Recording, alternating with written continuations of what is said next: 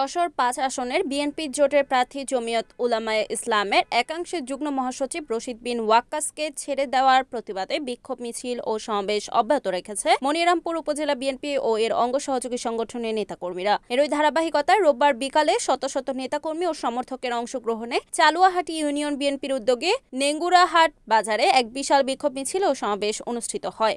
উল্লেখ্য, এর আগে এই আসনে উপজেলা বিএনপি সভাপতি ও সাবেক পৌর মেয়র আলহাজ অ্যাডভোকেট শহীদ মোহাম্মদ ইকবাল হোসেনের নাম মনোনয়ন হিসেবে ঘোষণা করা হলেও গত বুধবার বিএনপির শরিক দল বাংলাদেশ জমিয়ত উলামায়ে ইসলামকে আসনটি ছেড়ে দিয়ে অ্যাডভোকেট শহীদ ইকবালের পরিবর্তে উলামায়ে ইসলামের কেন্দ্রীয় নেতা রশিদ বিন ওয়াক্কাস নাম ঘোষণা করা হয়। এই সিদ্ধান্তের পরপরই মনিরামপুর জুড়ে শুরু হয় বিক্ষোভ ও প্রতিবাদ।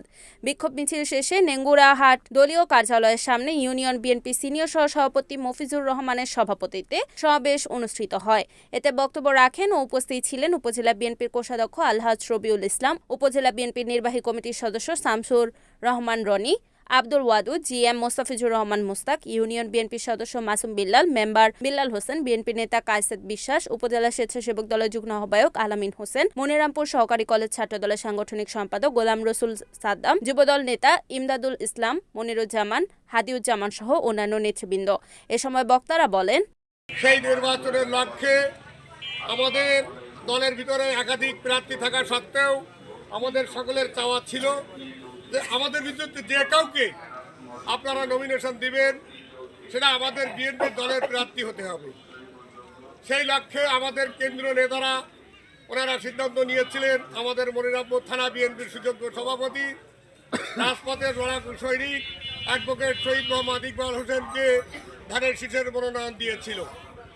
আমরা এই বাজারেই সেদিন আনন্দ মিছিল করেছিলাম এবং আমরা আনন্দিত হয়েছিলাম। শুধু নেগুড়াবাসী নয়, চালুয়াহাটি ইউনিয়নবাসী নয়, সারা মনিরামপুরবাসী আমরা আমাদের স্বপ্নের সেই ঠিকানা পেয়েছিলাম। কিন্তু অত্যন্ত দুঃখের বিষয়, একটি কুচক্রী মহলের অপতৎপরতায় একটি মহল নামমাত্র আমাদের সাথে জোটে থেকে আমাদের সাথে কোনো রাজপথে কোনোদিন তাকে আমরা দেখিনি, তাদেরকে কোনোদিন আমরা একটা মামলা খেতে দেখিনি।